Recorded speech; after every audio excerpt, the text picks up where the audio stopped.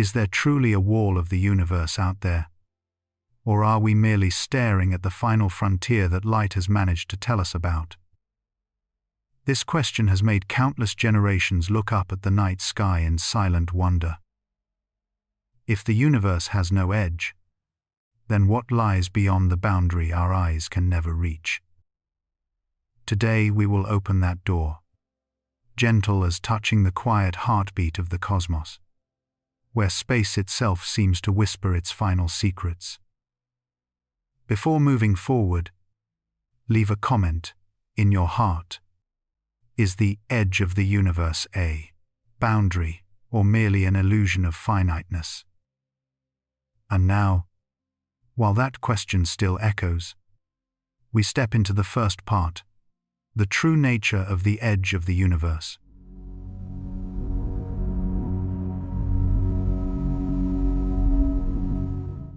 What if the edge of the universe is not a wall at all, but a question about how far light has had time to travel?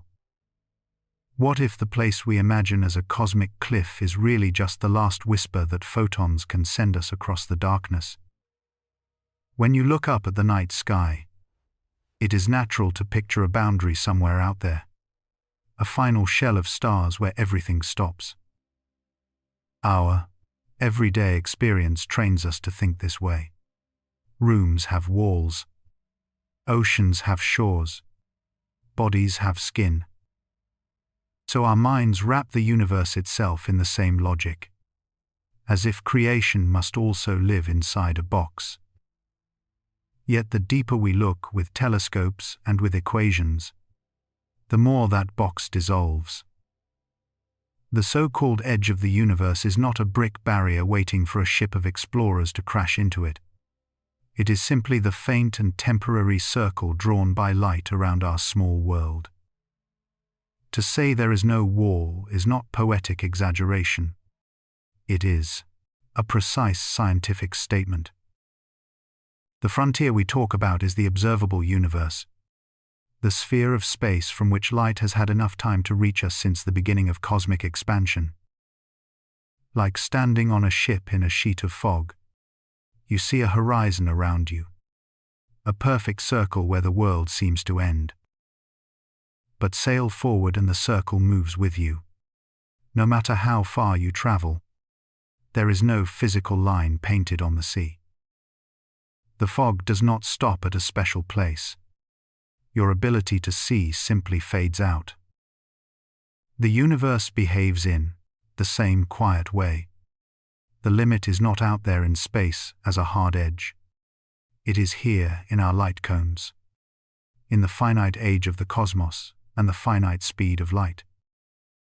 This is why astronomers say the edge is different for every observer. If a distant civilization lives 40 billion light-years from us, they too will draw a sphere of visibility around themselves, reaching roughly the same radius in light-years, but centered on their own galaxy. Parts of their sky overlap with ours.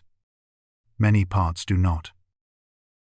There is no privileged center, no special vantage point appointed by nature.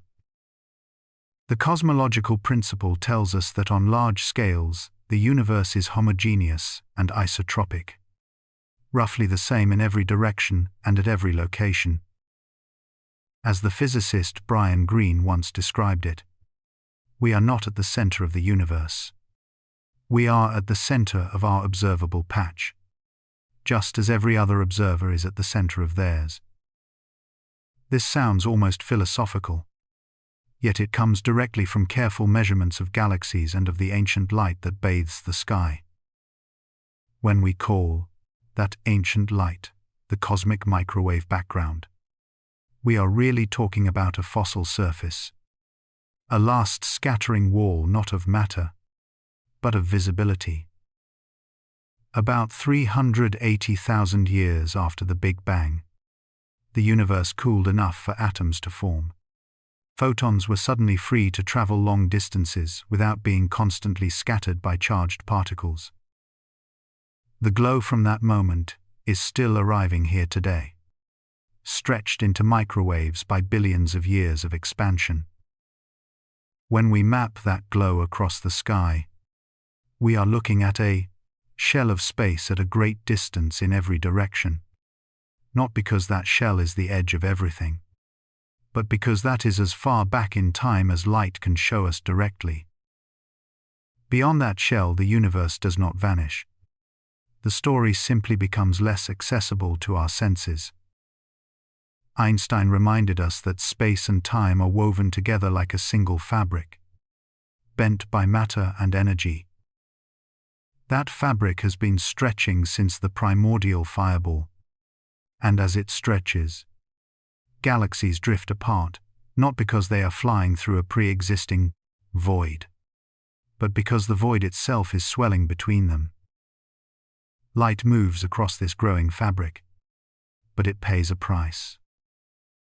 Its wavelength is stretched, its energy thinned, and if the space between us and a distant galaxy expands too quickly, the light may never reach us at all.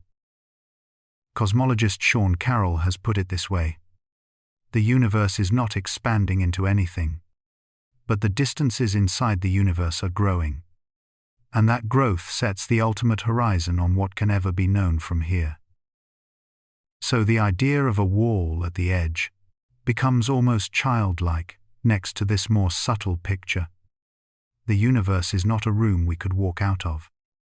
It is the entire stage, and the edge is only the region where the spotlight of light has not yet arrived. If you pause for a moment and let this sink in, the emotional weight is unexpected. On the one hand, we realize how small we are. A fragile species on a thin blue world, surrounded by hundreds of billions of stars in our galaxy, which itself is only one among perhaps trillions in the region we can see. On the other hand, there is a quiet dignity in knowing that we can even discuss horizons of billions of light years at all. Albert Einstein once said, "The most incomprehensible thing about the universe is that it is comprehensible." That sentence becomes more powerful when you think about the edge of the observable universe. Our brains are made from stardust, yet somehow they have learned to read the oldest light and infer the geometry of all that surrounds us. From my own perspective, as someone who spends long nights with data and equations and then tries to translate them into human stories, the lesson of the edge is both scientific and deeply personal. Scientifically, it tells us that our maps are always provisional, that there will always be more beyond the line that current instruments can touch. Personally, it whispers that every life also has its observable region, the circle of experiences and relationships we are able to see and understand. Beyond that circle, there are realities we may never meet, futures we will not live to witness, minds we will never know. The universe is gently teaching us how to live with limits without losing our curiosity, how to accept a horizon without mistaking it for a prison. In that spirit, this channel is an invitation to travel right up to that cosmic shoreline together. If you feel something stir in you when you hear about horizons and ancient light, if the idea that there is no wall, only a moving limit of what light can tell us, makes you both a little afraid and quietly hopeful, then you are already part of this journey. Let the algorithm know you want more of these slow walks through the universe by gently tapping like, by subscribing so you can drift back here on future nights, by leaving a comment that is not just a reaction, but a fragment of your own cosmic question. Carl Sagan once said that we are a way for the cosmos to know itself. In the comment section below, that self-knowledge continues, one curious mind at a time. Some people ask a natural question: if there is no edge, then what is the universe expanding into? The answer is as strange as it is beautiful. It is not expanding into anything outside itself. because there is no outside. Imagine you are an ant walking on the surface of a balloon. As the balloon inflates, every point on the surface moves away from every other point. Distances grow. But the ant that lives purely on the surface never needs a larger room around the balloon. Its entire world is that stretching skin. In a similar way, our universe may be spatially finite or infinite, but in either case, it does not require a surrounding void to grow into. Space itself is the fabric, and its stretching creates more room without invading anything beyond. Once you feel this idea click into place, the image of a concrete wall at the edge becomes almost quaint. Like a first draft sketch, a child draws before seeing the real sky through a telescope. There is another lesson hidden here, one that reaches beyond physics into the way we approach our own ignorance. The non-existence of a physical edge means that our questions should shift from where does it stop to how far can we know and what lies beyond our current methods of knowing. In science, this change of attitude has been transformative. Instead of arguing about a hard border, cosmologists build better detectors, launch more sensitive satellites, refine their models of dark energy and dark matter. In our private lives, the same transformation is possible. Instead of fearing the unknown as a wall, we can treat it as a horizon that invites us to move, to learn, to listen. So the truth about the edge of the universe is both simple and quietly revolutionary. There is no final barrier made of stone or fire, no cosmic fence where existence abruptly ends. There is only the soft, shifting line where light has not yet arrived, a boundary drawn not in matter, but in time. As our instruments improve and as the universe itself continues to evolve, that line changes. Yet the deeper truth remains. The cosmos extends beyond anything we will ever directly see. In the gentle silence between heartbeats, you might even feel a strange comfort in that. For if there were nothing beyond the horizon, the universe would be smaller than our questions. And that would be the real tragedy. Stay with me now as we move from this wide, meditative view into the more concrete language of distances, light years and expansion. Step by step, we will see exactly how scientists measure this shifting frontier and why every attempt to draw a hard edge around the universe quietly dissolves under the light of observation. How big is the universe really? And what if the part we see is nothing more than a single glowing island in an endless dark ocean? Astronomers tell us that the observable universe has a radius of about 46.5 billion light-years.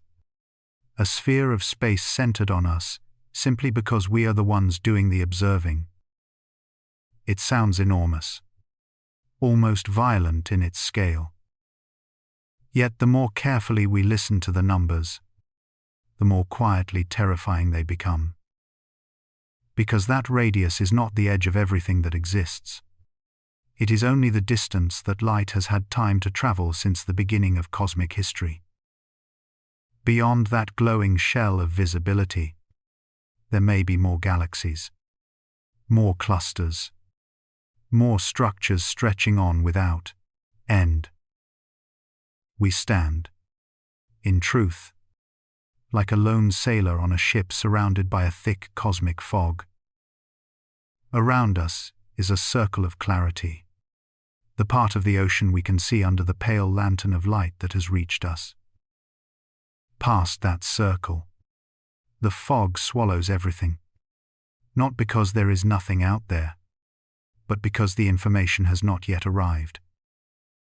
The universe, as far as we can measure, does not offer a clean shoreline where existence stops and nothingness begins. Our horizon is not a wall. It is a limit of patience and time. In a quiet lecture hall long ago, Edwin Hubble showed a set of spectra and tiny blurred galaxies, and with them he changed forever our sense of scale. By measuring how their light is stretched, he revealed that space itself is expanding, carrying galaxies away from one another like dots on an inflating balloon. From this simple but profound relation came the thought that unsettles us tonight. If everything is moving away, if every point can think of itself as the center of expansion, then there is no special center and no obvious edge. As Stephen Hawking once remarked, a universe with no boundary in space or time would be completely self-contained, and would not need anything outside to define it. When we say the universe might be infinite in extent, we are not simply replacing one very large number with an even larger one. Infinity is not just big, it is qualitatively strange, a realm where our ordinary intuitions fail. Imagine tiles on an endless cosmic floor, each tile the size of the observable universe.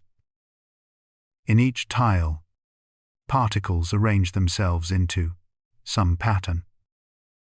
There is a staggering but finite number of possible arrangements, yet the number of tiles is unbounded. Somewhere in that infinite mosaic, there are other regions where the galaxies fall into the same positions they do here, where a small blue world orbits a yellow star, and a person very much like you is asking the same questions. The thought is dizzying, and yet it arises not from mysticism but from the sober arithmetic of probability in an infinite stage. As the physicist Max Tegmark likes to say, in an infinite cosmos, everything that can happen according to the laws of physics happens somewhere. Our entire sky, with its constellations and clusters and microwave afterglow, might be only one repeating motif in a pattern that never ends.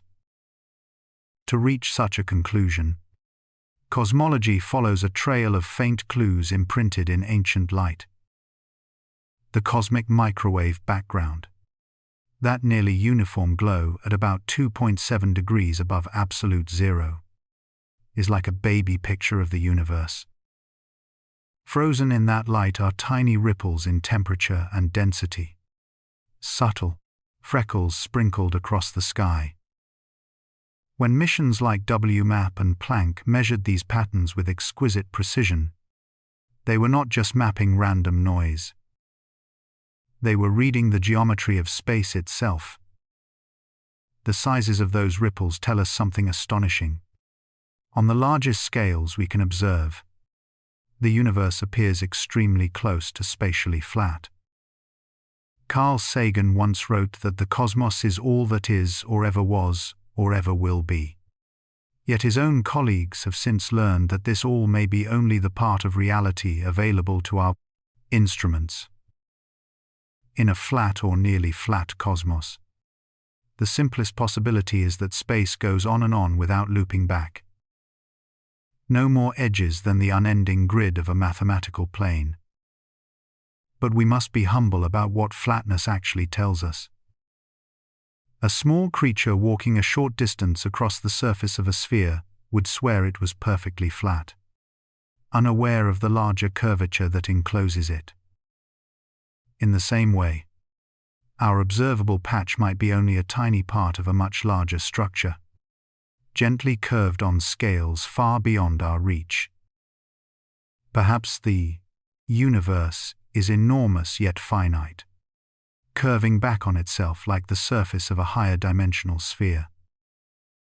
In such a cosmos you could travel forever in one direction, eventually returning to where you started without ever encountering a boundary. Edge and center would both be illusions born of limited perspective. To live in such a universe is to inhabit a paradox of feeling.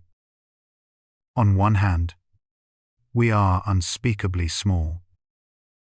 Our entire galaxy is a faint smudge among maybe 2 trillion others within the observable sphere. And that sphere may itself be just a fleck on the skin of infinity. On the other hand, consciousness has bloomed inside this tiny corner, and with it the ability to imagine the totality to which we belong. As the astrophysicist Neil deGrasse Tyson notes, we are not only in the universe is in us.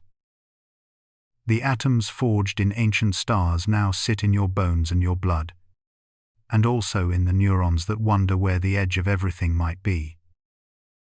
When you hear the phrase observable universe, it is tempting to think of a glass sphere placed around us like a snow globe. Yet, this is not a fixed bubble through which we might someday fly and burst out into a higher realm.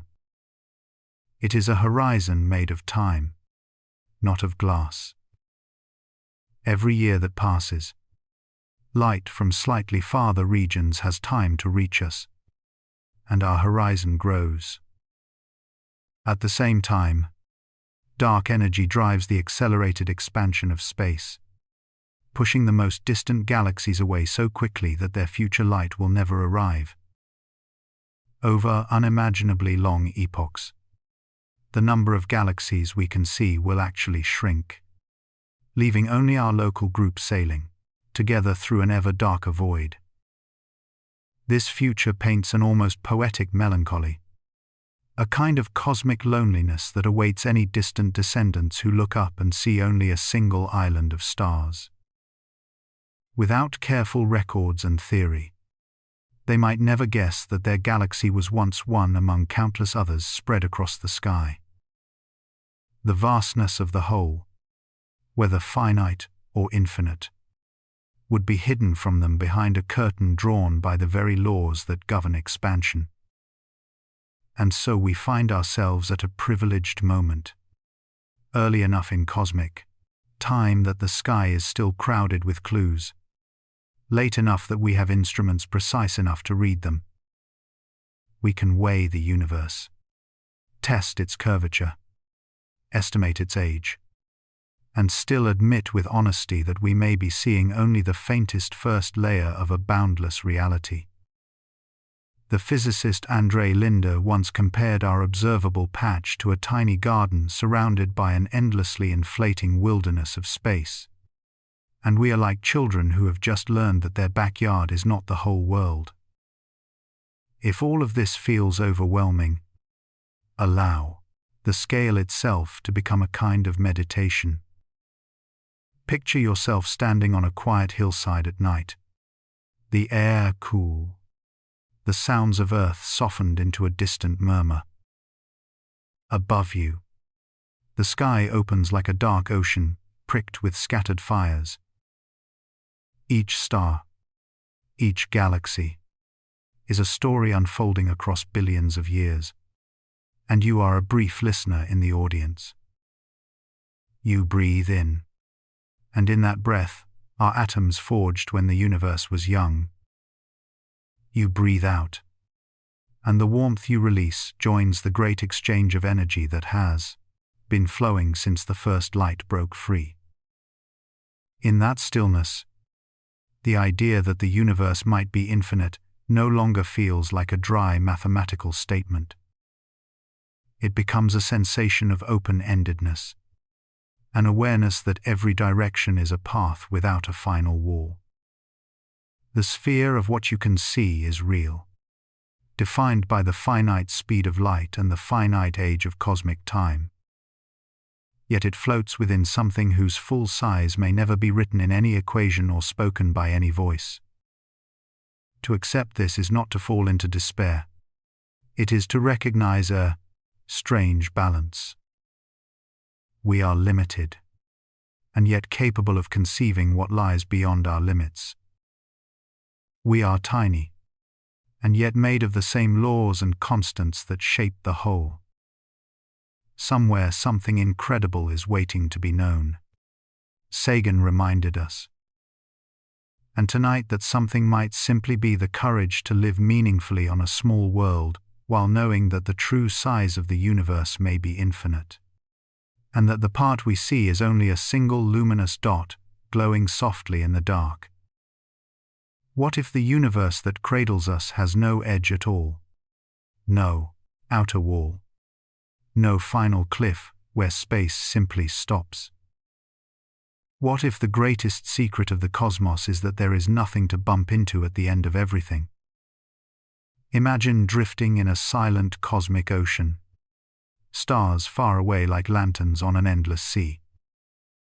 You sail in one direction for 1,000,000 years, then 1,000,000,000, and still the sky never offers you a boundary. Only more galaxies, more darkness, more light scattered like dust across infinity. This is the strange promise hidden inside a single simple phrase from modern cosmology. The universe is nearly flat. In everyday life, flat sounds boring. A table, a floor, a quiet road stretching to the horizon. But on the scale of the universe, flatness is profound. It means that on the larger scales, space does not curl back on itself like the surface of a globe, nor does it swoop outward like a saddle. It lies in a delicate balance where straight lines stay straight, where triangles add up exactly the way your school geometry teacher promised. If you could follow a beam of light forever in such a cosmos, it would never circle back behind you. It would simply keep going. A flat universe is a universe that might not end. Yet we did not arrive at this idea by poetry alone. We arrived there by listening to the oldest light that still moves through space. The cosmic microwave background. It is a faint glow that fills the sky in every direction, the afterglow of the hot young universe. When the cosmos was still a baby, only a few 100,000 years old, matter and light were woven together in a glowing fog, too dense for photons to travel far. As the universe expanded and cooled, atoms formed, the fog thinned, and light was suddenly free to fly, carrying with it an image of that primordial moment. Billions of years later, we built machines to read that ancient picture. Satellites like COBE and WMAP and finally Planck spread delicate detectors like hands into the sky, feeling for tiny temperature ripples no stronger than a few parts in 100,000. Those subtle variations are the fingerprints of the early universe, places where matter was just slightly denser or thinner than average. And the way those ripples appear on the sky depends on the shape of space itself. If the cosmos were curved like a sphere, the hot and cold patches would look larger than expected, drawn wide across the sky as if painted on a balloon. If it were curved the other way, like a great saddle, those patches would appear smaller. But when Planck mapped the heavens with exquisite precision, it found that the pattern matches a world that is astonishingly flat. Flat to within about 0.4%. On human scales, we would call that perfectly flat, far smoother than any table you have ever touched. George Smoot once compared seeing this ancient pattern to seeing the face of God. It was not just a poetic exaggeration. It was his way of saying that in those faint speckles of microwave light, we glimpse the architecture of everything. Hidden in their distribution is the answer to a question that haunted philosophers for millennia. Does the universe wrap around? Or does it stretch on without end? In a space that is truly closed, like the surface of a planet extended into more dimensions. There is no physical edge. You can travel in one direction and eventually return to where you started without ever crossing a border. That picture is beautiful in its own right. A cosmic loop without walls. But it means the total volume of space would be finite. there would be only so much room for galaxies. Only so many possible arrangements of stars and worlds. Flatness changes the story. If space is flat and continues as far as the equations suggest, it may be infinite. In an infinite universe, there is no center, no outside, and no final border where everything ceases. The idea of a cosmic edge stops making sense, just as the edge of numbers stops making sense when you realize you can always add one more. As Stephen Hawking pointed out in his reflections on cosmology, when we describe the universe with general relativity, the notion of a sharp outer boundary becomes more a relic of our everyday intuition than a true feature of reality. Brian Cox likes to say that we are the cosmos made conscious. In a flat universe without walls, that thought takes on a new weight. It means that somewhere inside an expanse that might never end, a small cloud of atoms learn to look outward and ask whether there is an end at all. Your curiosity is not separate from this geometry. It is one of its consequences. Expansion, cooling, the birth of stars, the formation of planets, the long evolution of life, and eventually a mind that stares into the darkness and whispers, what if it simply keeps going?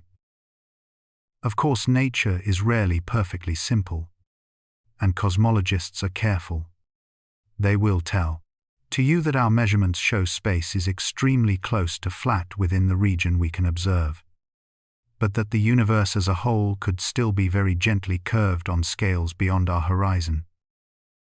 It is like standing on a vast world and surveying only a few kilometers around you. The ground seems perfectly level. Only when you cross oceans do you sense that you have been walking on a sphere. In the same way, even if the universe does eventually close back on itself, the radius of that cosmic loop could be so enormous that for all practical purposes we live in a space without walls. The cosmic microwave background does more than hint at shape. It tells a story about balance. Too much matter and energy in the early universe and gravity would have curled space tightly, perhaps leading eventually to a great collapse. Too little and space would have opened up in a wildly negative curve. Galaxies flying apart so fast that structures like us might never form. Instead, the numbers sit incredibly close to the narrow band that yields an almost perfectly flat geometry. Some researchers like Max Tegmark have looked at this and spoken about our reality as one of many possible mathematical structures, with ours being one in which complexity and consciousness can flourish. To lie back at night and think about all this is a form of meditation. You are not just a person in a room.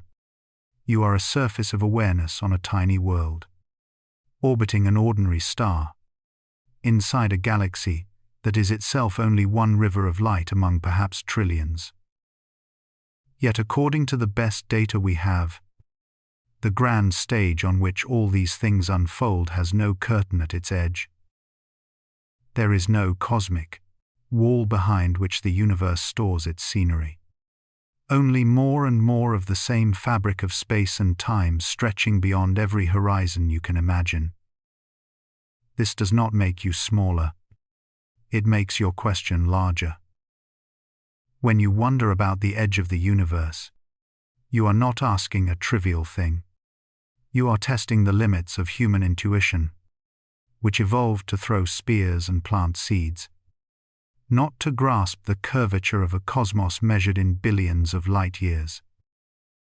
Yet here you are, letting your thoughts drift with the oldest light in existence, following it back to a time when there were no stars, only a glowing mist, slowly settling into the pattern that would one day become galaxies and minds, and this moment of quiet listening.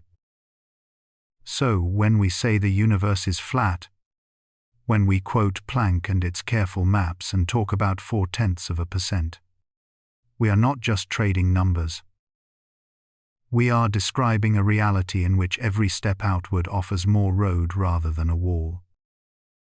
A reality where the question, where does it all end, may have only one honest answer: it does not. Let that thought move through you slowly, like a long breath taken under a sky without borders. Somewhere beyond the edge of what you can see, the universe keeps going in calm indifference. And yet within you, the same universe has become aware enough to notice its own apparent lack of edges. Between those two facts there is a kind of quiet miracle. And it is there, in that silent space between question and answer, that the next part of our journey begins. What if the so-called edge of the universe is not a wall at all, but simply the last whisper of ancient light that could still reach us? Imagine you are floating in the dark between galaxies. No ground beneath you. No up or down. Only a quiet ocean of stars stretching in every direction. You look around and wonder where it all ends. Where the cosmic map finally runs out of ink. Our instincts want a line, a border, a final curtain where space itself stops. Yet, the deeper we listen to the universe through the language of light, the more it tells us a different kind of story. A story where the edge is not a solid barrier, but a moving horizon drawn by time, distance, and the slow expansion of space itself. Every star you see is not only far away, it is also a memory. Light needs time to travel, and the universe has only had a finite amount of time to send that light in our direction. So the night sky is not a photograph taken in an instant, but a long exposure painting of billions of years. As we look deeper, we do not just look farther in distance. We look backward in time. At some point, if we go far enough, we reach a limit. Not because there is nothing beyond, but because light from beyond that limit has simply not had enough time to arrive. That soft invisible shell is what feels like an edge to us. To understand why there is such a shell at all, we have to listen closely to what light is doing on its journey. When a distant galaxy sends us its light, that light carries the imprint of the atoms that emitted it. Each element leaves signature lines in the spectrum, like musical notes etched into color. When we spread that light out and examine it, we find that many of those lines are shifted toward the red end of the spectrum. This gentle sliding of wavelengths is what we call redshift. At first you might picture those galaxies racing through space away from us, like rockets leaving a launch pad. But the redshift tells a quieter and stranger tale. It is not only that galaxies move, it is that the space between us and them is stretching. Like an artist slowly pulling a canvas wider, the universe expands, and the waves of light painted on that canvas stretch along with it. Their crests drift farther apart, turning blue into red, and red into wavelengths so long our eyes can no longer see them. When astronomers began to measure these shifts carefully, they noticed something remarkable. The farther a galaxy was, the more its light was redshifted. Distance and recession were woven together in a simple relationship, now known as Hubble law. Double the distance, double the recession speed as measured by the redshift. Triple the distance, triple that speed. It was as if every part of the universe were gently carried outward by an invisible current, a cosmic tide lifting all shores at once.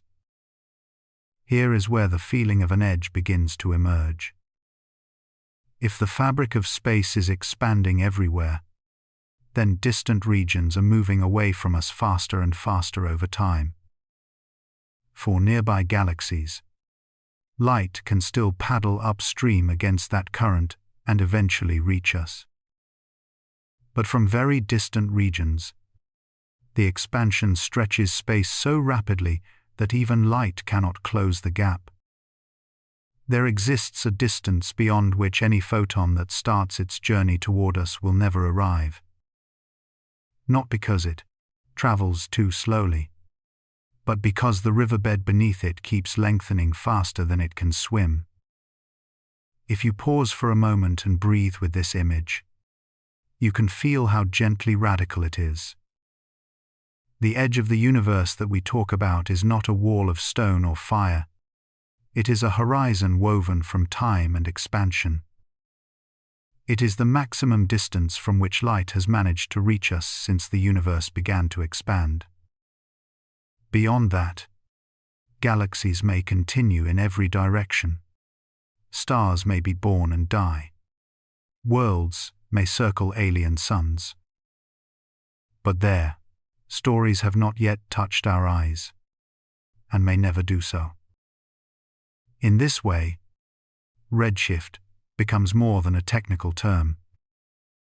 It turns into a kind of cosmic poetry, a slow deepening of color that tells us how long light has been on the road, and how strongly space has stretched beneath it. When we measure that shift, we are not just doing mathematics. We are listening to how the universe has breathed between the moment of emission and the moment of arrival.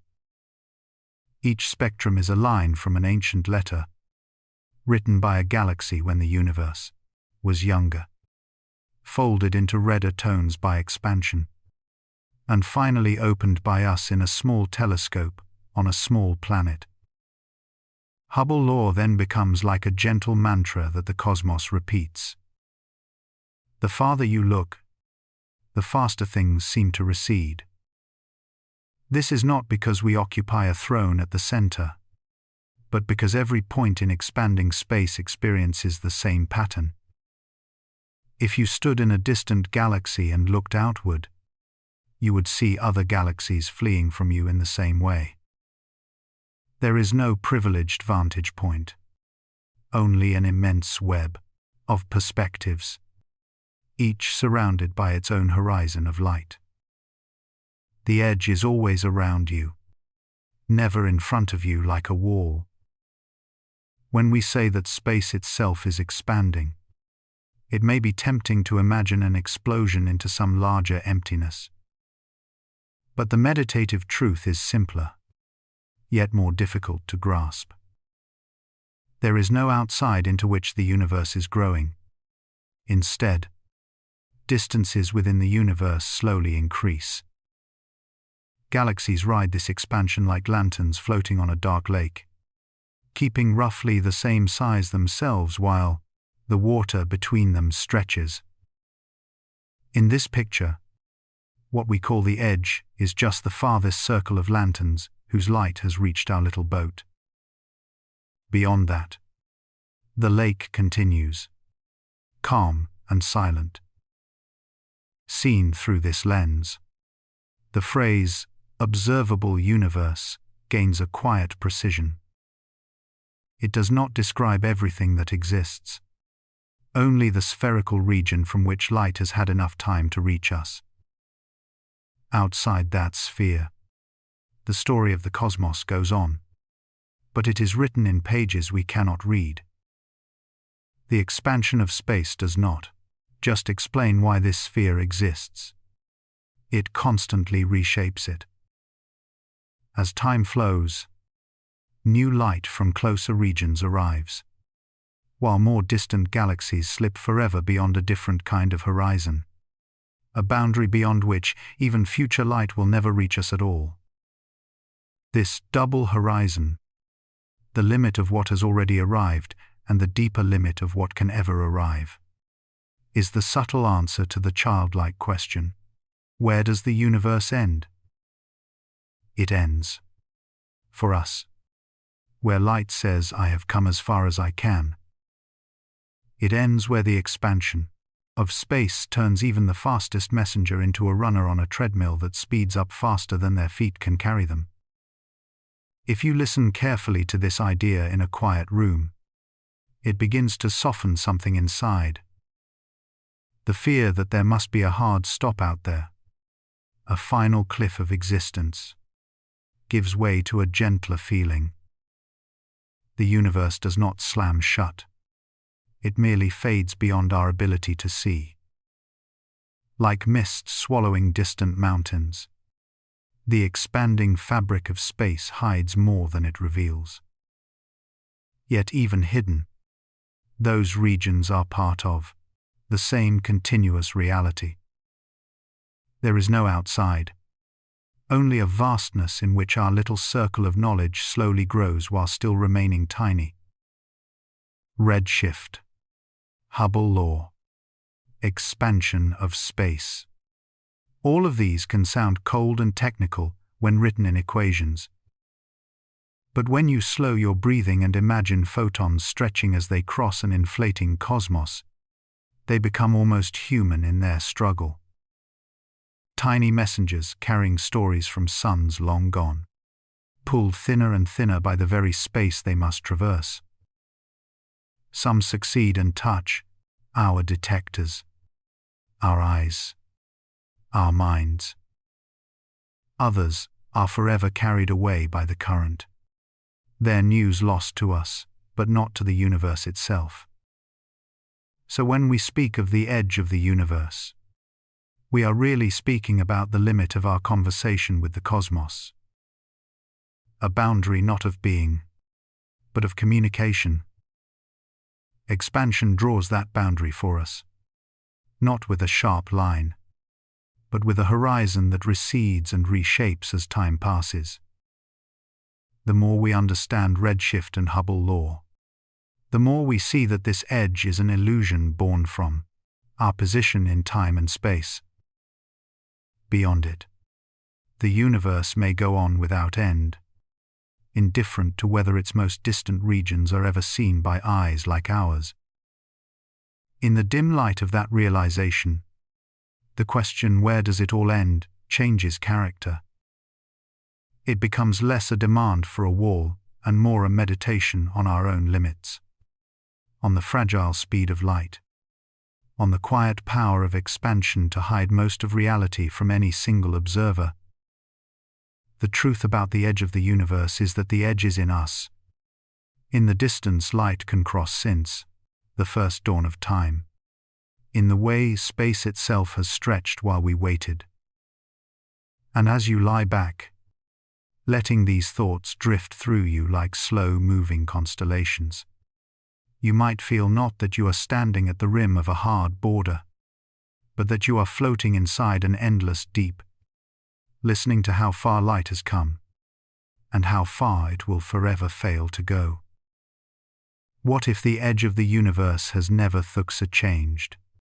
Only our stories about it have. We begin in a world where the night sky is a ceiling and not a vastness, where the first humans who could count the stars with their eyes imagined themselves living inside a cosmic room, not drifting in an endless sea. In the silence before telescopes, before equations, the Babylonians look up and see a dark bowl turned over their heads, a firmament pressing down like the inside of a shell. Above it, they picture waters of chaos held back by the strength of invisible gods. Below it, the flat disk of Earth floats on deeper darks. The stars are not galaxies yet. They are pinholes in the dome, tiny wounds where the divine light leaks gently through.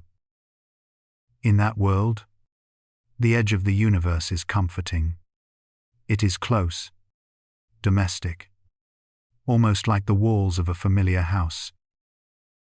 There is above and below, inside and outside, a clear separation between the realm of humans and the realm of gods. When storms rage and lightning tears the sky, it is as if somebody is knocking on the ceiling from the other side. The cosmos is finite, and because it is finite, it feels understandable. Slowly, centuries drift like clouds across this imagined dome, and another people begin to question its shape. In Greece, philosophers let geometry seep into their dreams, and the heavens become a place for circles and spheres. Aristotle gathers the knowledge of his age and builds a new sky in his thoughts. He sets the earth at the center, heavy and unmoving, and around it crystalline shells begin to spin. The moon on the first sphere, Mercury and Venus and the Sun and the bright wandering points of Mars and Jupiter and Saturn, all carried as if by invisible glass, clockwork. Beyond the last sphere, he declares, there is nothing. Not dark empty space, but something stranger than emptiness.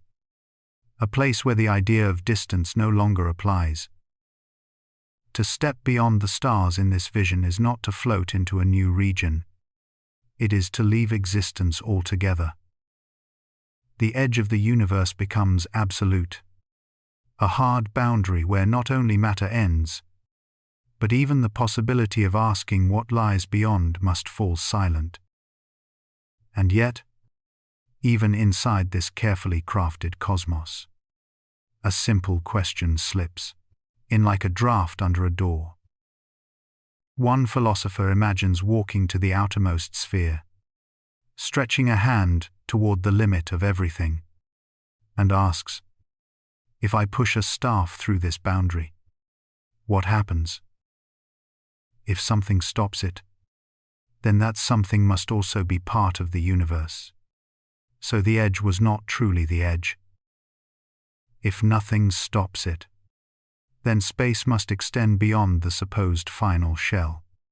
And again the edge dissolves. The thought is almost childlike in its simplicity, but its echo is deep. It hints that any wall we draw around the cosmos may be nothing more than the limit of our imagination at the time. The Middle Ages inherit this celestial architecture and wrap it in theology. Around the crystal spheres of Aristotle, new layers of meaning are painted like frescoes across the interior of a cathedral dome. Beyond the stars, some say, lies not physical space but the realm of God, pure and infinite, untouched by change. The edge of the universe becomes not only a physical question, but a spiritual border, a threshold between finite creation and an endless divinity. Yet even in this sacred geometry, the old paradox whispers on. Can there really be an outside to being itself? Is it meaningful to point beyond where space and time are said to end? The human mind paces like a pilgrim at the boundary of its own concepts, touching the wall, wondering if it is stone or only mist. Then, after long ages of slow thought, a small tube of glass and metal is raised to the sky. Galileo's telescope is a simple instrument, yet through it the perfect heavens begin to crack. The moon shows scars and mountains. The sun reveals shifting dark spots. Jupiter carries tiny moons of its own, each one a world dancing around another world. The spheres are no longer pristine. The clockwork is no longer smooth. The sky is made of the same rough matter as the earth. With each observation, the idea of a neat enclosed cosmos grows thinner. The edge of the universe starts to feel less like a painted ceiling and more like an unanswered question. Copernicus has already nudged Earth away from the center, setting the sun in its place. Now, others begin to wonder whether even the sun has any right to claim the throne. Into this changing sky steps Newton, with a different kind of vision. For him, the universe is not wrapped in shells, but suspended in an endless invisible stage. a vast geometric arena he calls absolute space. His law of gravitation ties an apple to the moon and the moon to distant planets, and all of them to each other. The same equation that describes a falling stone describes the orbit of a comet, the motion of a planet, the slow waltz of moons. In this new picture, there is no outer sphere where reality stops, no dome, no hard edge. Space stretches without bound, a silent grid extending forever in all directions. You could travel as far as you like in a straight line. Newton's cosmos would always have more room to offer. The edge of the universe evaporates, replaced by a troubling kind of infinity. Yet even this magnificent vision is not without unease. If matter fills an infinite space, what stops all things from collapsing into a single enormous clump under their mutual gravity? Newton himself feels this tension, and invokes the gentle hand of God, occasionally nudging matter back into balance. Infinity, it seems, comes with a price in paradoxes. Time flows on, and the night sky continues to deepen.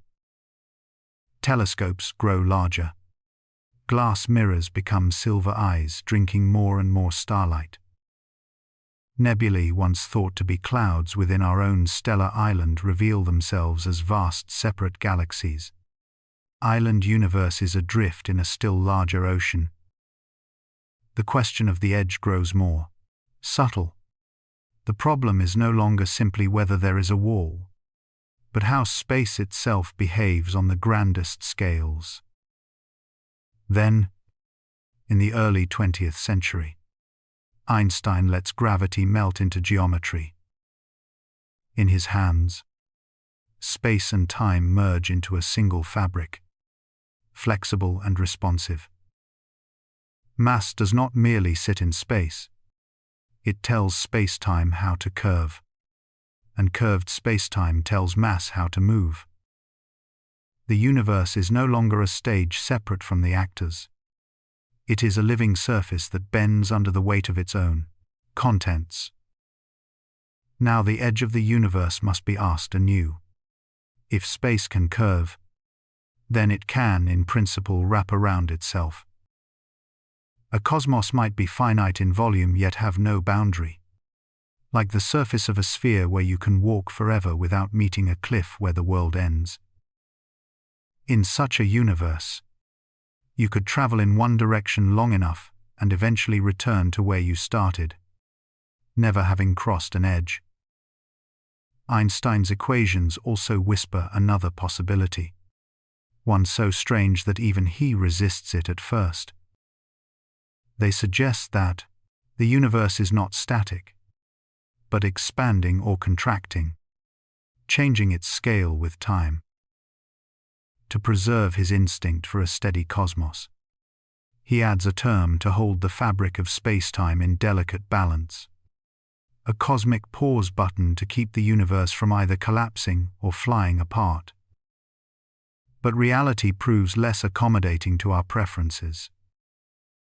Observations of distant galaxies show their light stretched, reddened by motion away from us.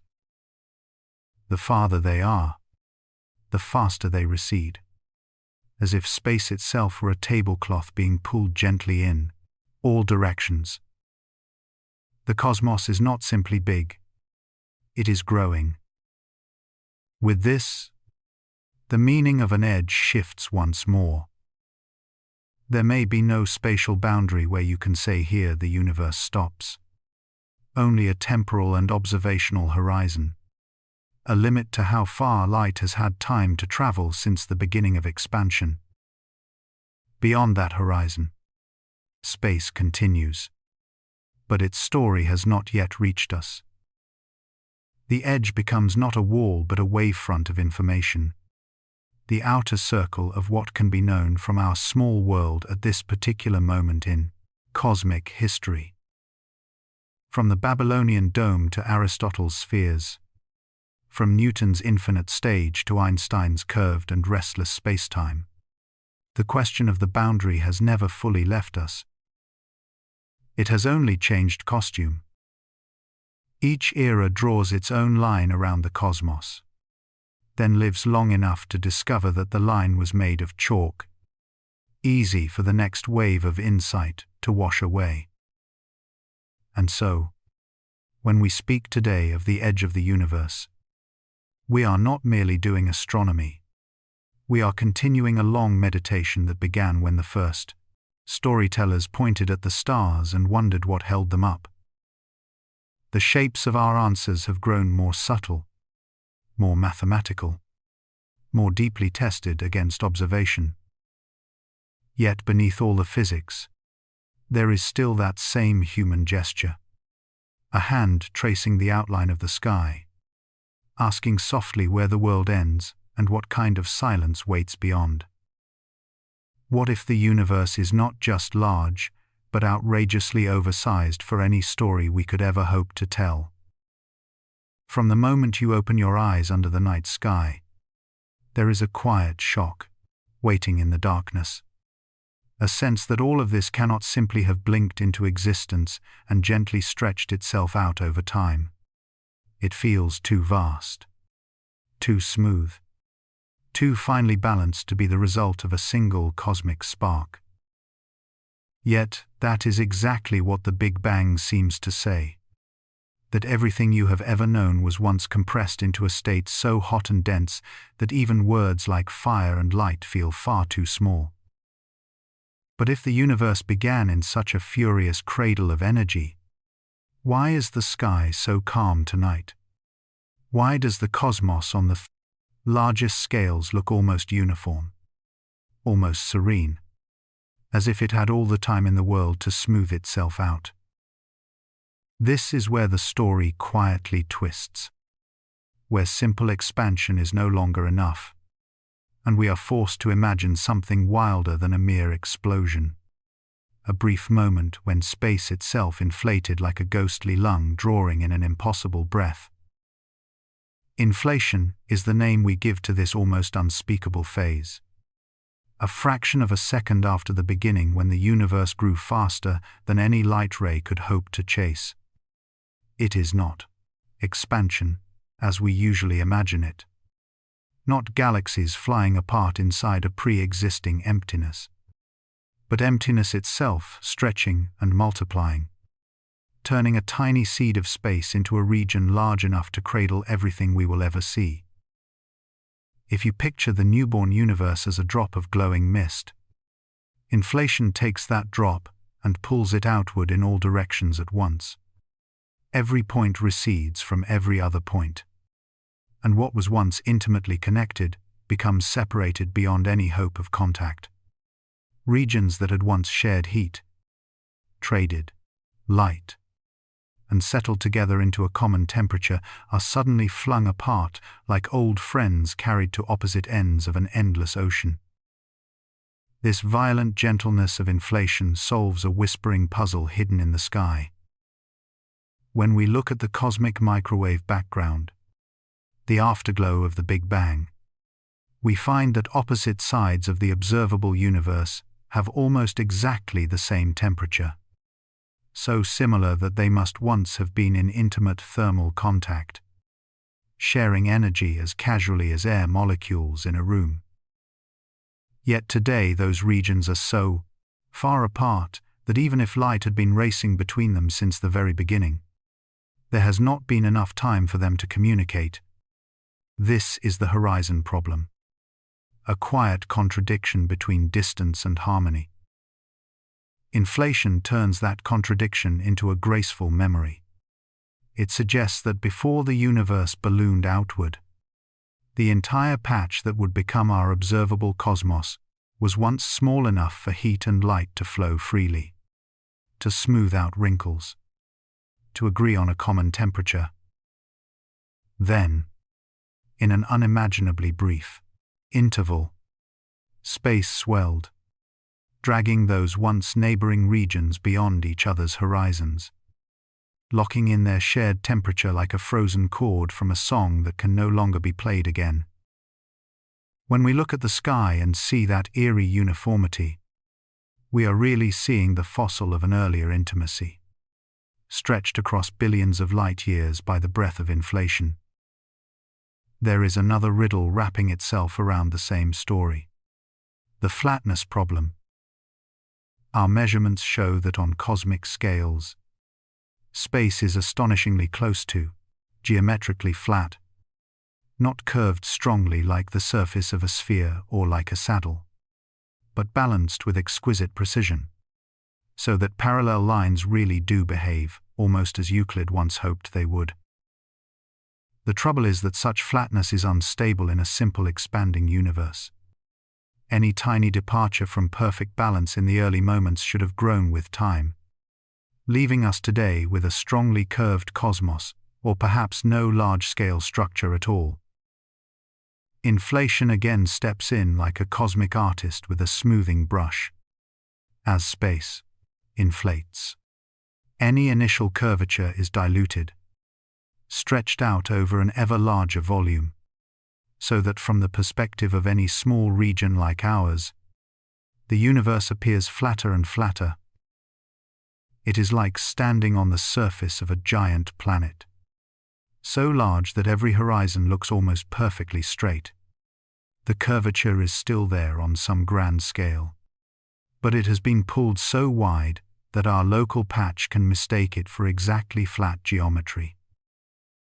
In this way, inflation does more than patch up equations. It changes the way we imagine the size of reality itself. Because if our observable universe is just a tiny region that inflation happened to stretch to astronomical proportions, then the true universe beyond our horizon may be far larger than we can comfortably picture, perhaps even effectively infinite. Picture again that first quantum speck of space, trembling with energy. Before inflation, it is small enough that everything within it is in tight conversation. Every fluctuation feels every other.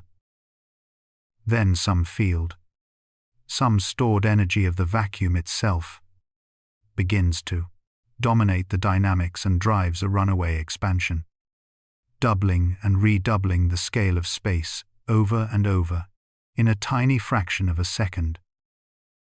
By the time this phase ends, what was once microscopic has become incomprehensibly vast, and our observable universe is only a modest bubble inside a far greater whole.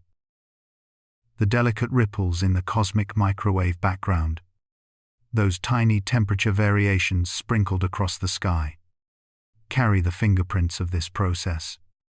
Quantum fluctuations in the inflating field are stretched to macroscopic scales, seeding the slight over and under densities that gravity will later amplify into galaxies and clusters, into the great web of structure that eventually gives rise to stars, planets, and the quiet room where you are listening now.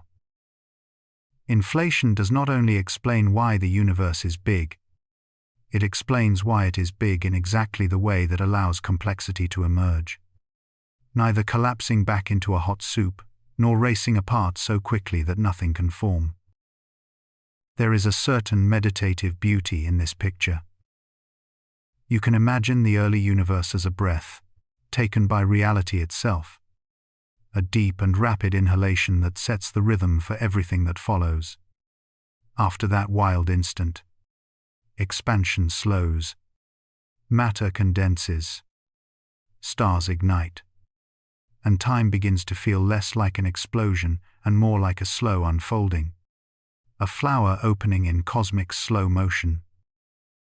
Yet beneath that apparent calm, the memory of inflation remains, encoded in the smoothness of the sky, in the near flatness of geometry, in the way structure first grew from almost uniform beginnings. When you gaze upward on a clear night, it is natural to feel small, to imagine yourself as a brief flicker inside an indifferent vastness. But inflation quietly changes even that feeling, because it tells you that this vastness is not random, not a clumsy spill of stars and galaxies, but the result of a specific chapter in the universe's earliest history. A chapter whose traces we can still read with patient instruments and careful thought. In a sense, when you listen to the story of inflation, you are listening to the echo of that first breath, translated into mathematics and measurement, then softened again into human language. There is also a strange humility here, for if inflation happened, our entire observable universe may be only one region among countless others, all born from the same inflating sea or from others like it, each with its own vast sky. Our telescopes cannot reach those realms. Our signals will never cross the gulfs that inflation has carved between us. And yet the same physics that explains the patterns in our own sky suggests that such regions likely exist. In the softest sense, this turns the question back onto us. If the universe is so much larger than the part we can see, what does it mean to live in this particular patch? To be made of these particular atoms, arranged in this particular way, asking these particular questions about our origins. Big Bang and inflation do not answer the mystery of why there is something rather than nothing, but they do show how that something can grow from almost nothing into a cosmos spacious enough to host curiosity itself. So as your thoughts drift with this story, you might imagine yourself floating just above the early universe, watching it move from compressed fire to inflating storm to slowly cooling expanse. The same laws that governed that primordial transformation are still here now, shaping the trajectories of galaxies and the quiet chemistry of your own brain, guiding both the dance of distant clusters and the simple rise and fall of your breath. In that sense, Big Bang and inflation are not just chapters in a textbook. They are deeper verses in a poem the universe has been reciting since its first instant. A poem of expansion and smoothing, of chaos stretched into order, of a tiny quantum tremor becoming a sky full of stars. And as you let that image settle, you may find that the vastness feels a little less cold, and a little more like a story you are quietly a part of. How do we dare to say that the edge of what we can see is 46.5 billion light-years away? How can a small mind on a small world claim to measure the size of the stage on which all galaxies dance? Before numbers and formulas, there is this quiet astonishment, this feeling of standing on a dark shore while the ocean of stars breathes in front of us. To measure the universe is to do something almost outrageous. It is like asking a single grain of sand to describe the entire beach. And yet, that is what astronomy has tried to do. We look up from our tiny orbit around a perfectly ordinary star, and we try to turn the sky into a kind of gentle equation, a poem that also happens to be true. The tools we use are not rulers of metal or tape stretched across space, but patterns of light and motion that become rulers in our minds. It begins with something close and simple, a quiet trick of perspective that every child already knows. When you hold your finger in front of your face and close first one eye then the other, you see it appear to jump against the background. That tiny shift is parallax, the geometry of distance whispering through a small movement of sight. Astronomers take Earth's orbit around the Sun, turn it into a gigantic baseline, and watch how nearby stars wobble ever so slightly against more distant ones over the course of months. Those shifts are smaller than anything our everyday senses can imagine. Fractions of an arc-second. Angles so fine you could divide a single degree into thousands and still be far from small enough. Yet from these microscopic tilts in the sky, a first rung appears on the invisible ladder of distance. Nearby stars step out of the flat tapestry of the night and reveal that they truly live in 3 dimensions. Some closer, some farther. The universe begins to gain depth, like a painting that slowly learns how to breathe. But parallax cannot carry us very far, beyond a few thousand light-years.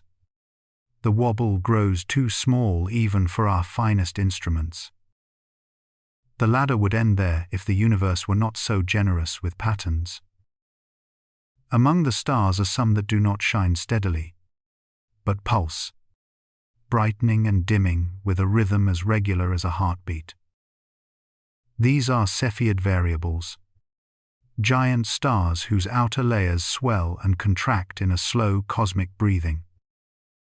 Henrietta Leavitt, working patiently with photographic plates in the early 20th century, noticed that the brighter these stars truly are, the longer their pulse lasts.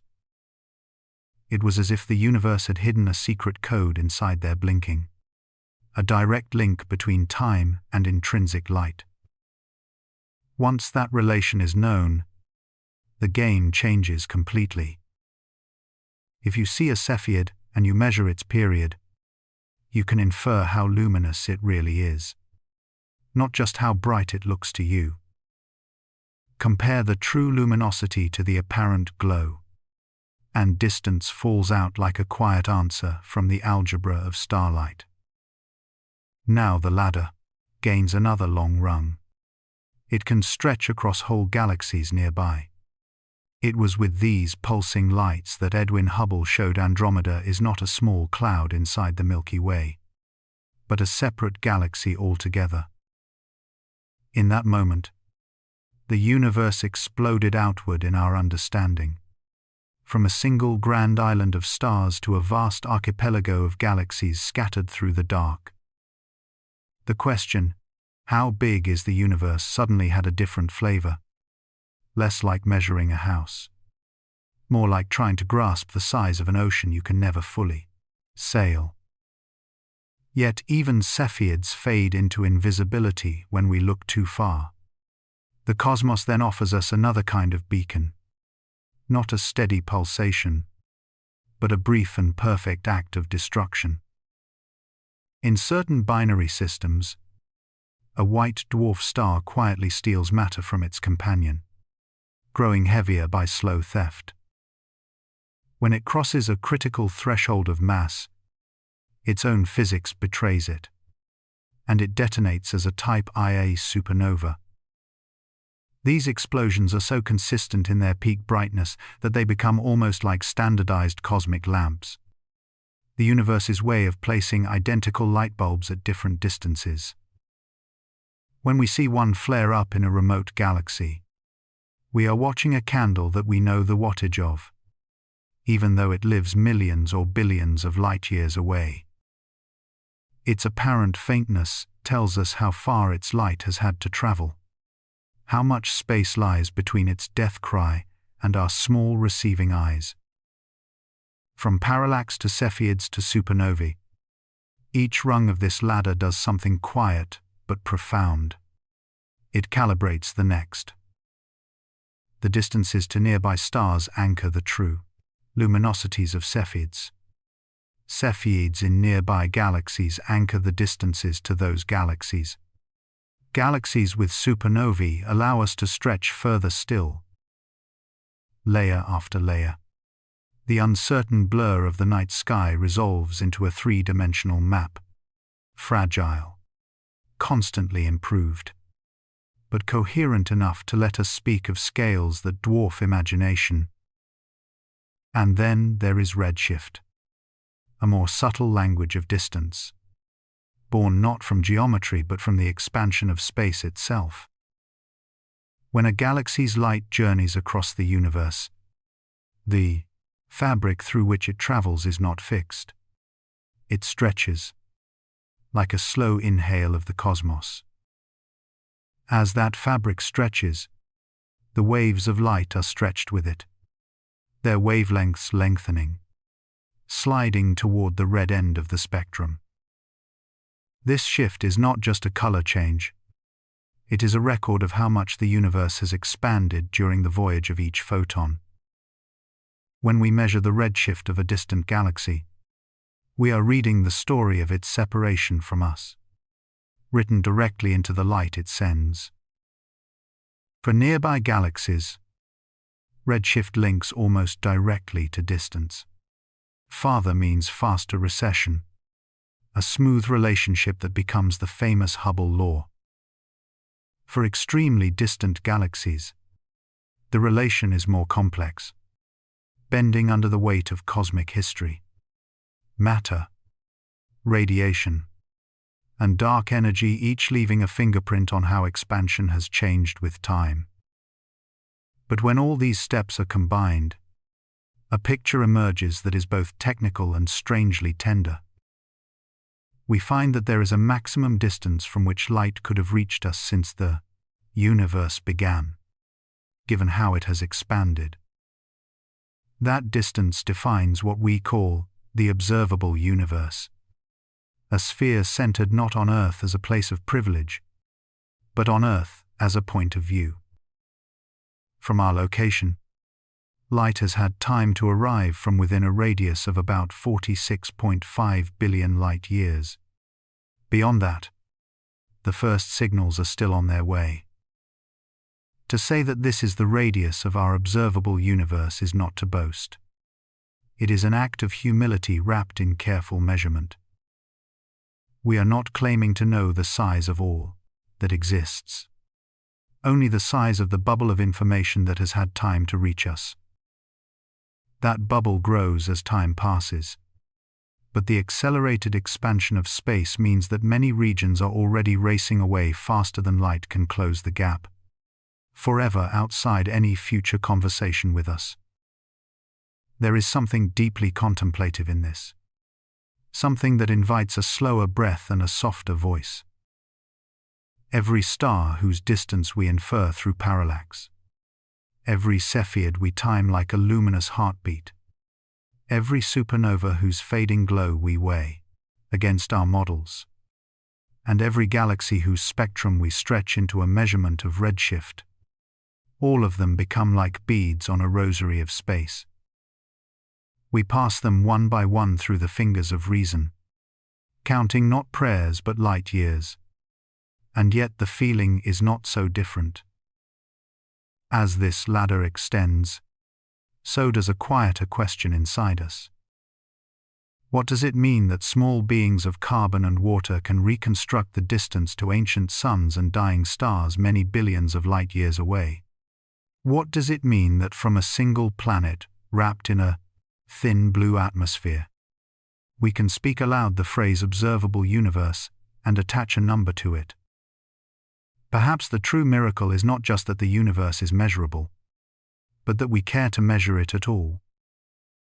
The more we refine these methods, the more clearly we see that the distances are not merely abstract. They shape everything we think about cosmic history, about the age of the universe, about the rate at which galaxies separate. They are the quiet backbone behind our statements that the universe began around 13.8 billion years ago, that the cosmic microwave background comes to us from a surface of last scattering at extraordinary distance, that galaxies formed and evolved over eons across vast reaches of space. Without the distance ladder, these would be only guesses, poetic but unanchored. With it, they become a kind of sung geometry, a map drawn in starlight and probability. So when we say that the edge of what we can see lies 46.5 billion light-years away, we are not throwing a casual number into the dark.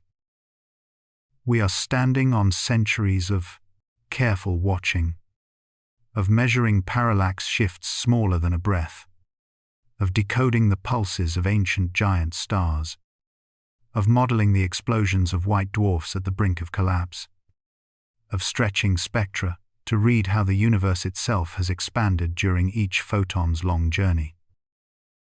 In the end, the distance ladder is both an instrument and a meditation, 1 part physics, 1 part patience, 1 part awe.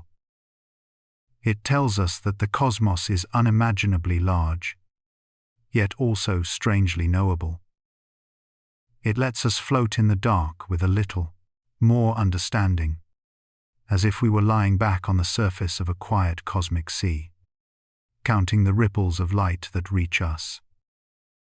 And as we drift there, half learning, half falling asleep, we can feel that science itself has become a kind of lullaby, softly repeating the same gentle truth. You are very small. The universe is very large. And yet somehow, you are able to measure the distance between the two.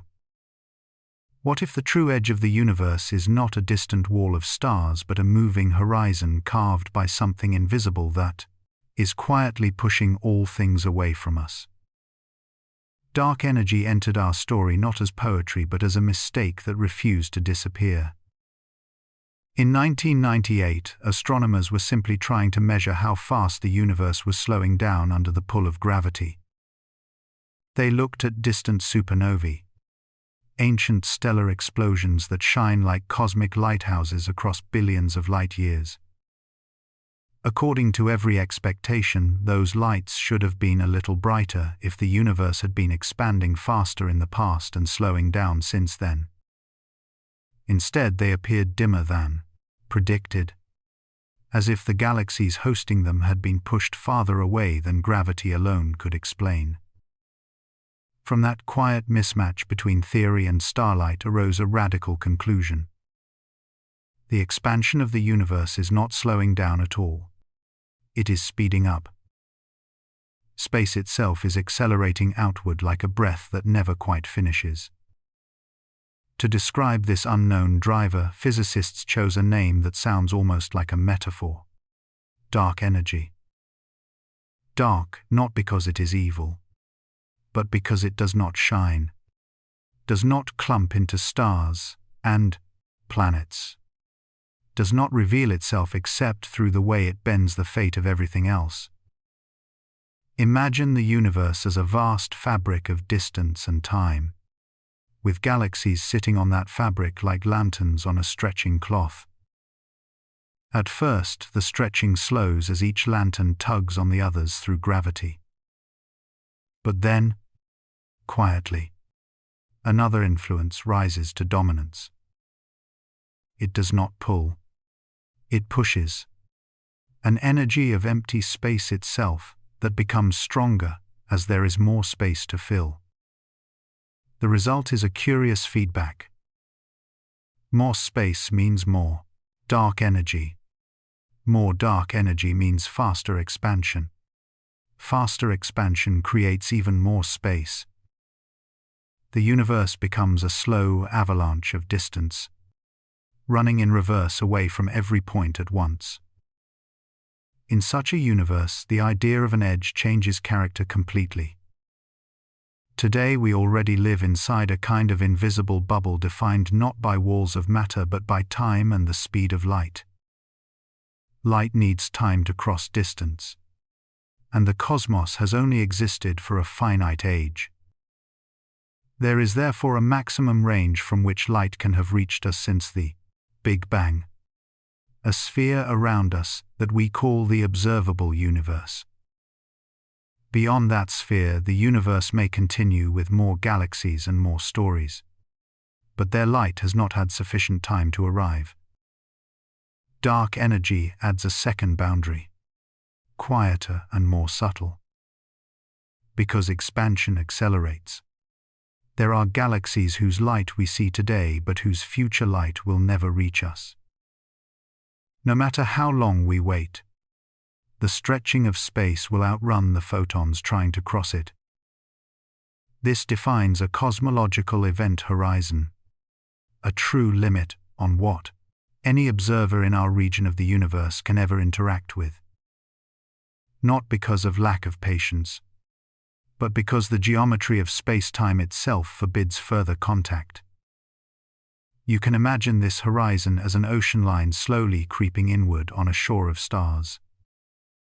Right now we can still see roughly 2 trillion galaxies, scattered like islands of light across the dark sea. With every passing billion years, more and more of them will drift beyond our cosmic horizon. Their last photons will reach us like farewell messages from civilizations and clusters that are already forever out of reach.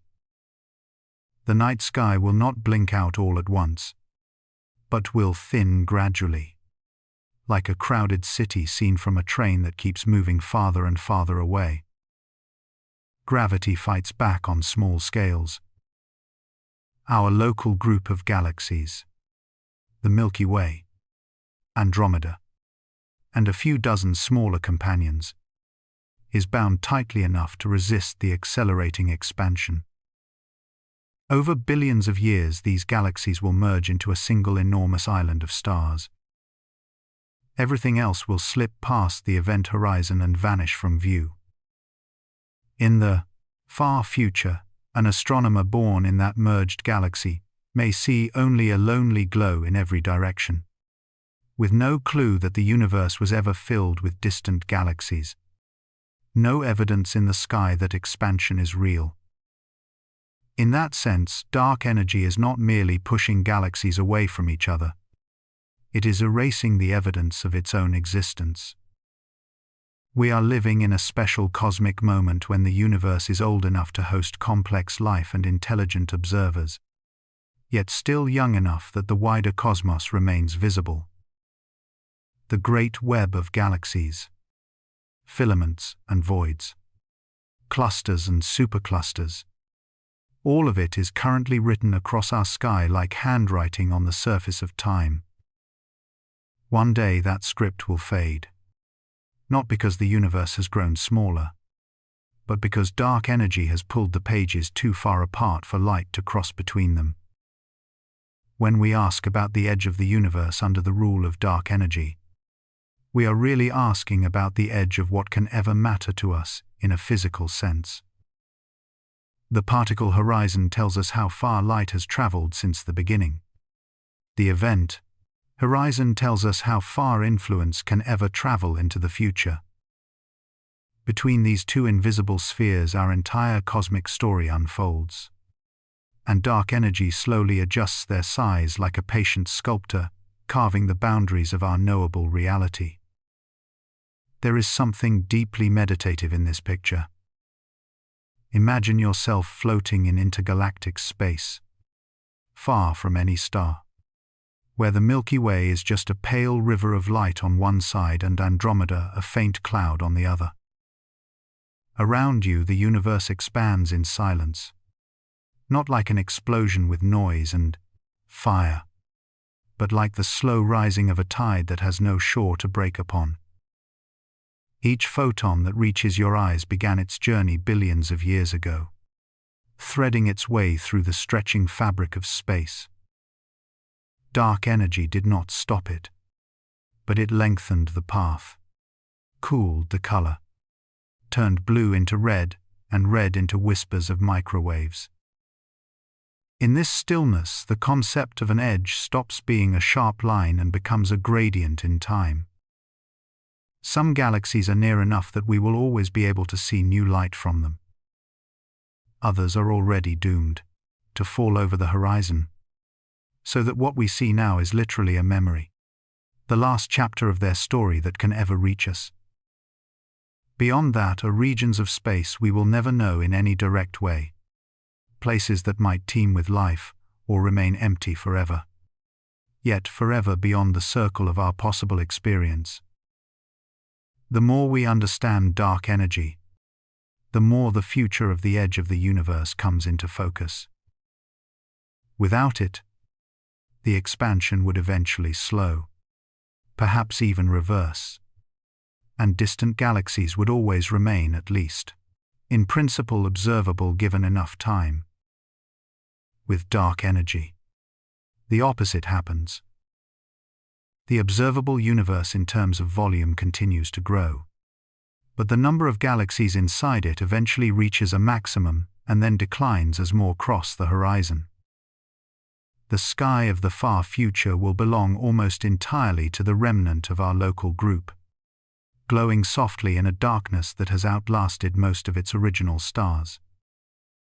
For a listener drifting towards sleep, there is both sadness and comfort in this vision. Sadness because it reveals an ultimate loneliness built into the structure of cosmic time. Comfort because it also says this: right now, in this extremely brief era, the universe has opened its book to us. It has allowed fragile beings on a small planet to witness the grand pattern before the pages drift apart. Our telescopes become instruments not only of measurement but of gratitude, catching ancient light before it slips beyond reach forever. So when we speak of dark energy and accelerating expansion, we are not only reciting abstract physics, we are telling a story about how the edge of the universe is a moving horizon built from time and distance and the quiet pressure of empty space. A horizon that slowly retreats, leaving us alone with the galaxies that gravity can still hold close. In the softness of the night, as you breathe and let your thoughts drift outward, you can imagine that horizon like a dim circle at the limits of awareness. Always there, always receding, inviting one last question before sleep comes.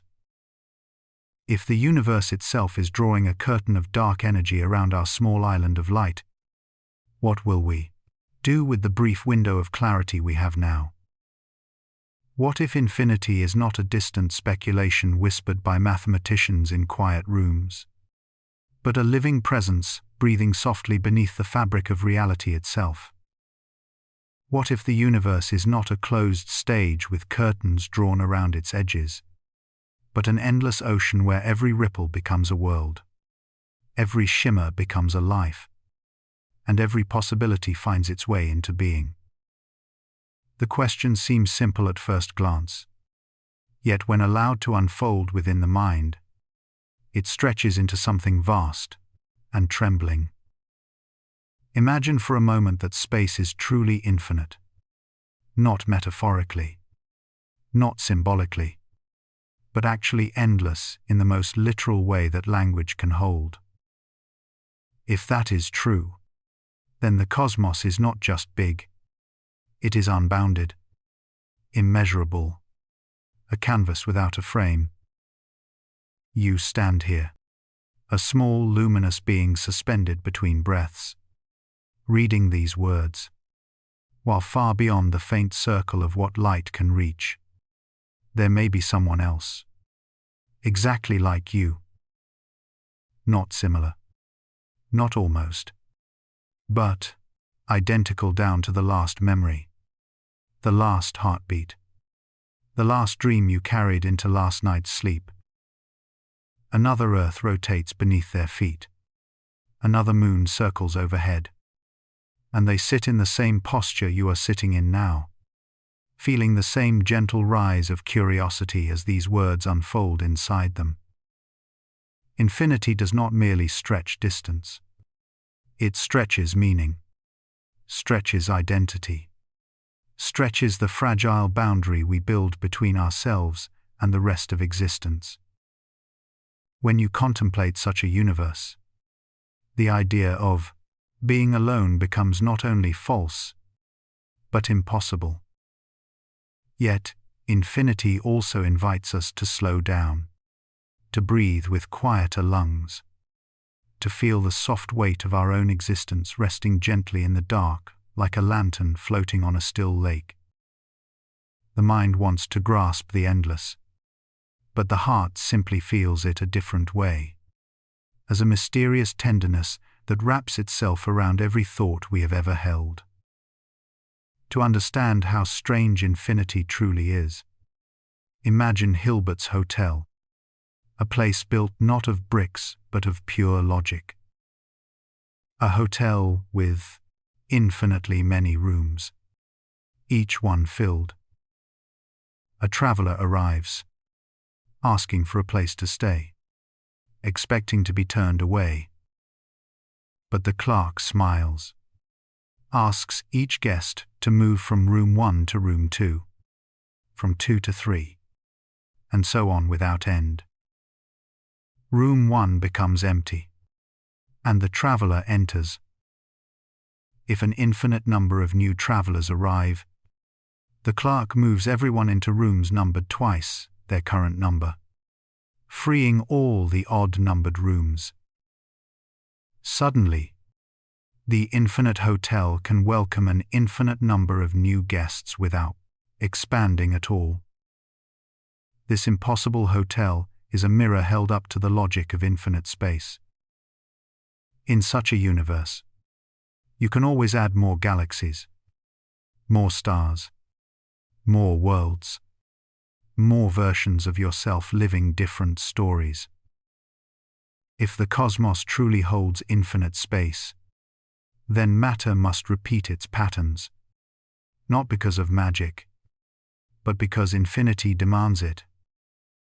There are only finitely many ways to arrange a finite number of atoms within a finite region, but there are infinitely many regions to place them in.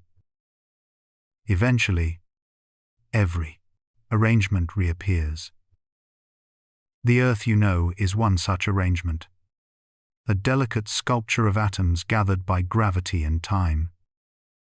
But somewhere far away, farther than any spaceship you can imagine, farther than any light beam that will ever reach your eyes, another Earth exists, composed of the same arrangement of atoms. On that distant Earth, someone with your thoughts, your memories, your laughter, your sadness, is reading these words right now. Beyond that Earth lies yet another, where the same person reads the same words but pauses longer between them.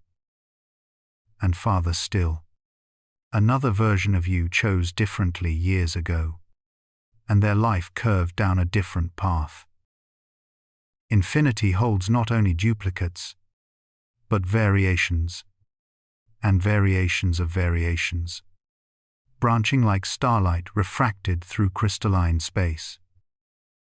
And beyond the vast quiet fields of classical infinity, another kind of infinity waits.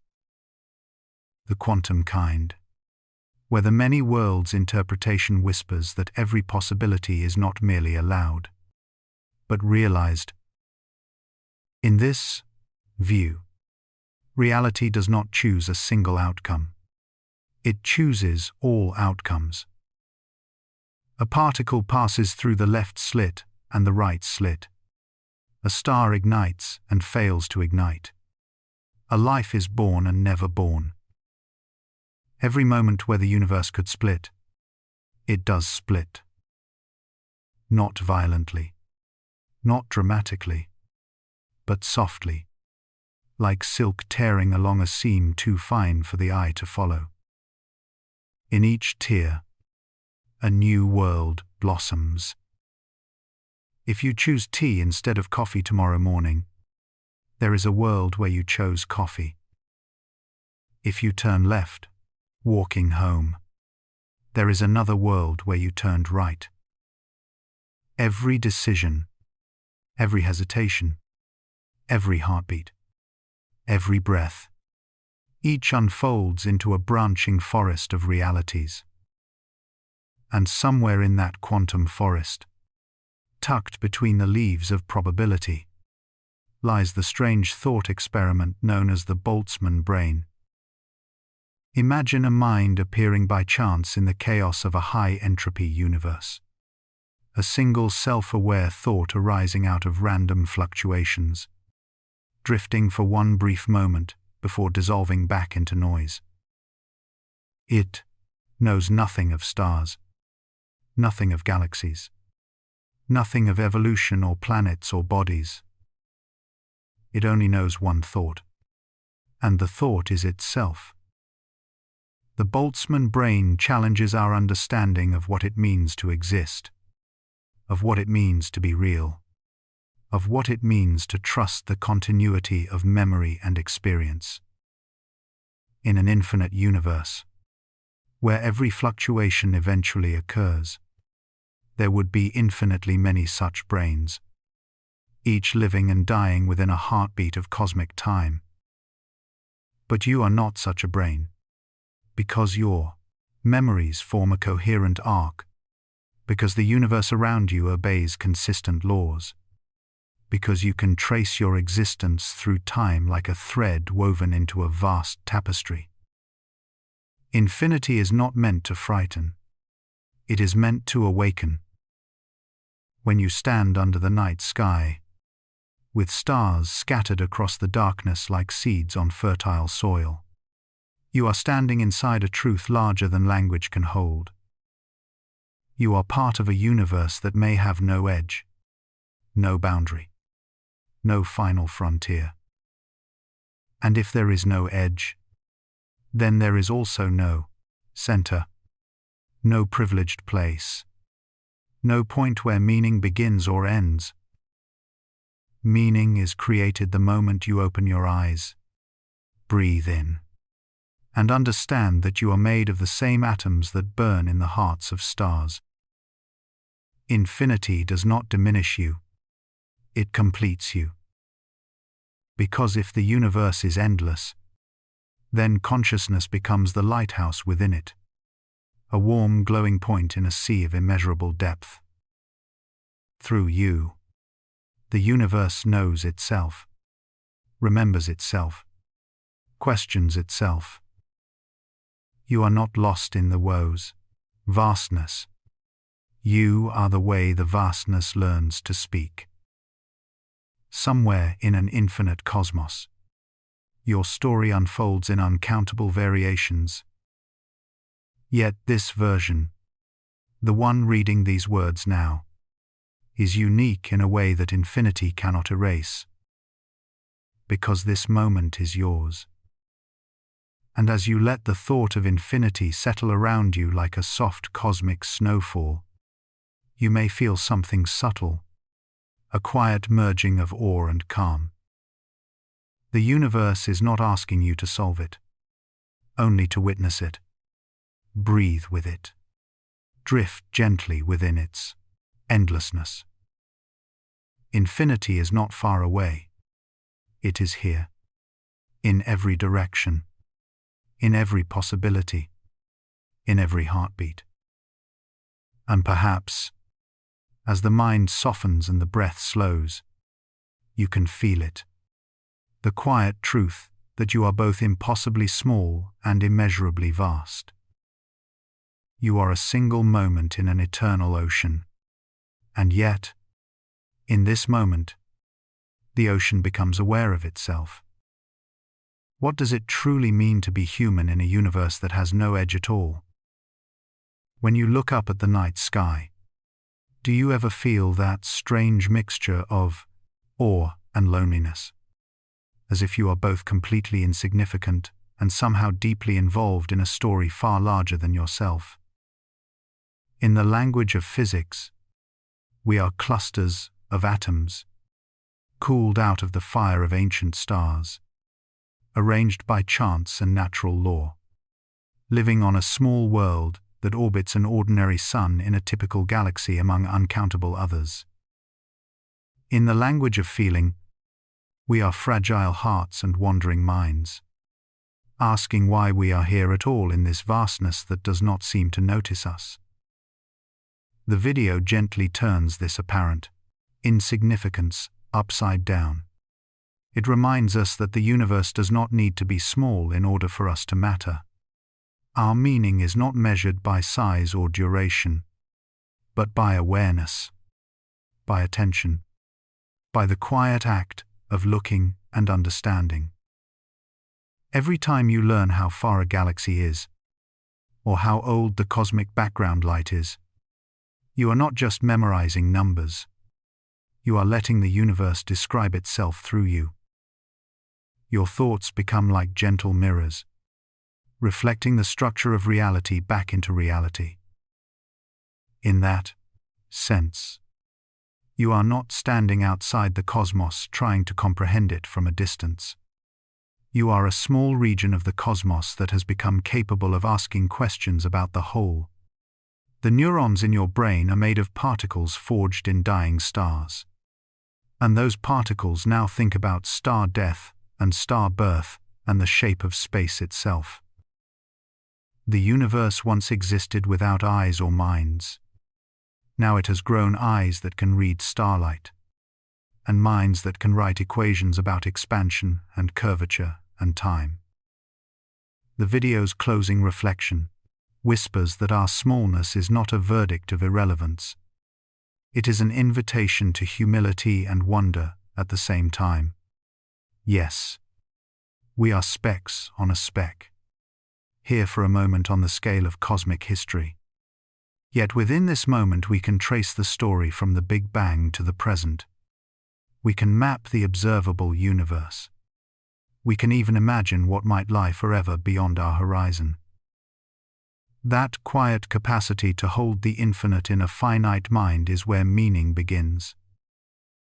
As you listen, allow the ideas to move through you slowly, like a soft current carrying you across a dark ocean of stars.